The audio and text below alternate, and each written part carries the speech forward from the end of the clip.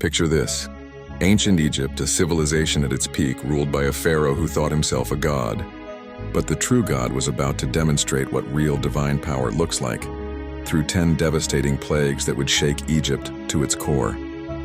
It began with the waters of the mighty Nile, the lifeline of Egypt, turning to blood. Imagine waking up to find every stream, every pond, every drop of water transformed into thick crimson blood. Fish died, the stench was unbearable, and the Egyptians were desperate for clean water. But that was just the beginning.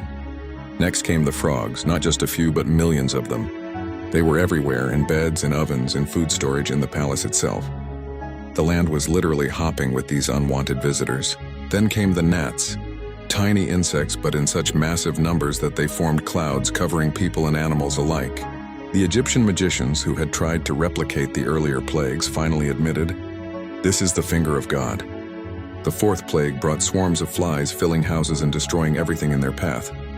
Following this, God struck the Egyptian livestock, their prized possessions, with a mysterious disease, wiping out their herds while leaving the Israelites' animals untouched.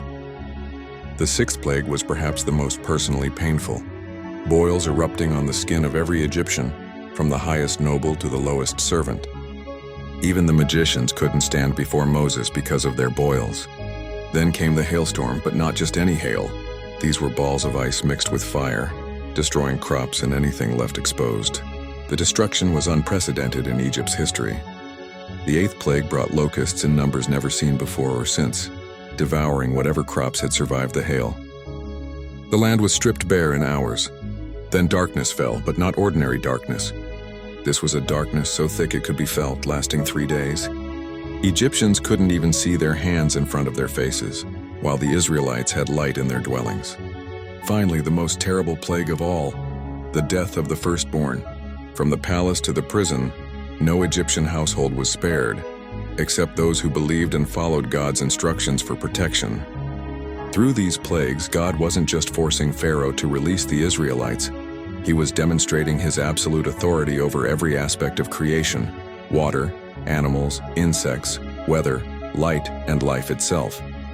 Each plague specifically challenged an Egyptian god, proving them powerless against the true God of heaven and earth. This wasn't just a show of force, it was a divine declaration that there is only one supreme God, and his power knows no bounds.